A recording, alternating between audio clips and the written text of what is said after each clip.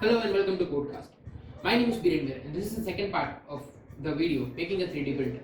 So, in the first part, we talked about how to make parts or what parts to get to make your own 3D printer.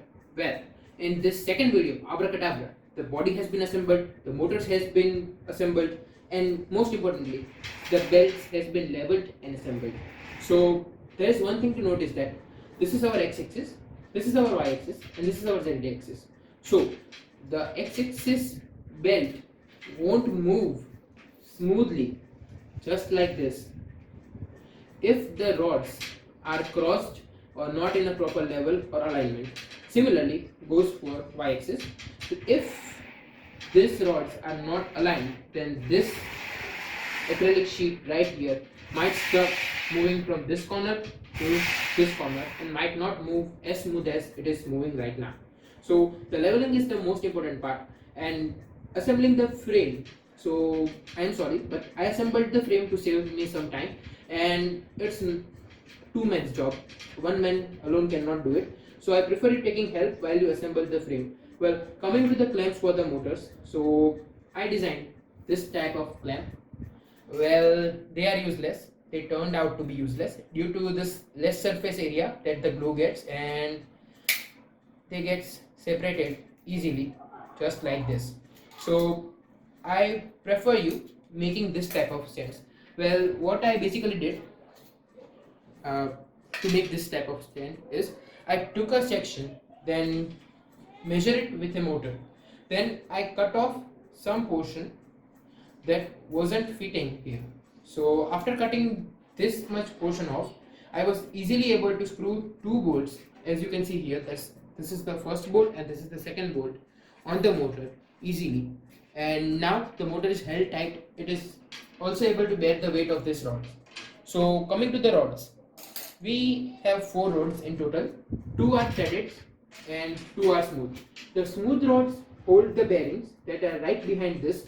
So to lift it up, I need to spin these rods, and here we also have done something extraordinary, we might not say.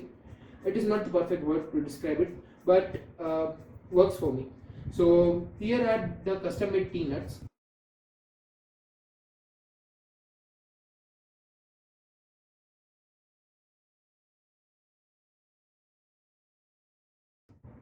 These are 2 T-nuts on which the whole x-axis is resting, and these T-nuts also bear the weight of the x-axis and moves smoothly. Rather than putting them upward here, I have put them down, so it is easy for the motors to spin them.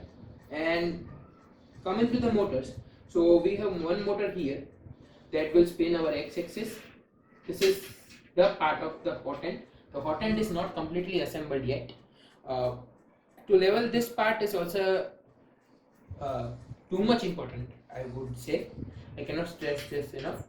So after that, these rods are held tight by zip ties at their positions, and these are the screws that hold the rods from moving left or right or sliding left or right while the motor slides this portion. So getting to the frame again. So the frame has been held tight by the clamps. So I prefer using 4-hole clamps, but here unfortunately I have clamps which have 3 holes. So basically if you have 4 holes, you will get a nice grip on the clamps. So I suggest you doing that. Then these rods that are slant, they help the body and the Z-axis motor, obviously. They protect the body from vibrating. So with this, you can see the vibration is enough. But as the frame is hovering right now, it is not completely supported by this table, so you are able to see the vibration. If it was resting on the ground, the vibration would be near to 0. So coming to the front portion of the frame, if you are able to see these 2 wooden blocks, these 2 wooden blocks hold these rods, smooth rods, tightly while they slide on the air. And if I don't know it is visible to you or not, but if you are able to see this is a clamp attached. So just I am holding the camera for 1 second. So this is the clamp that is attached, and with this clamp I am using a M5 screw to hold my idler pulley, so it can move smoothly. As you can see, the pulley is moving smoothly. So giving the camera back again. So in this front portion, this section will hold my infill part. This is where from my filament will enter this hot end. The leveling of this hot end is also important, so I cannot stress this enough. If this is crossed, then obviously your whole print will be crossed. So keep that in mind, that this should be level straight. Use a leveler or anything you might use to level. You can also use a smartphone like I did. Just place your phone here to check if this is aligned properly, then place your phone here to check if it is aligned properly. So coming to this portion again, here you might be able to see that two nuts are not tight enough. So this nuts basically are not tight enough because I am working on the circuit part of this, and let me show you that. So this is our circuit part. So I am using a miniature circuit breaker or MCB and a plug. So basically what we will do is we will give 15 ampere input in this plug, connect this MCB here, and as you can see we will guide 3 wires to this power supply. Then this whole setup will be fitted here just right. So our 3D printer's circuit won't look cliche. So assembling the circuit is always a cliche when it comes to 3D printer. So I am doing this. Remember to keep all the motors on one side as I have done here. So it will be easy for you to wire all of them. And last but not the least, if you need any guidance with the frame, it is the best to ask any professional to help you with it. And there is one more thing remaining. Just let me demonstrate you that.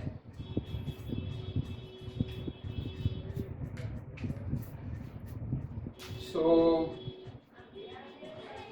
I talked about powering the cable. So this is our power cable from both the sides. It will contain 15 amperes of current. And so what you will do is you will just take this cable, plug it in one side, turn this MCB on, and you are ready to go when you plug this one on the other side. Remember that here line is given the line wire, neutral is given in the neutral, and ground is given in the ground. That is the most important thing about this setup. If you change anything from that is if you provide line to ground or ground to line, then you might burn your power supply.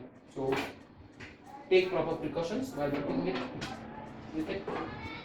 And here I guess we are done. And yes, also there is one more thing. I have made this custom mount. Can you please hand over me the camera? Okay. So this is our custom mount made from aluminum. So what it does is it holds the motor tight at its position without twisting, and as you can see that it moves smoothly.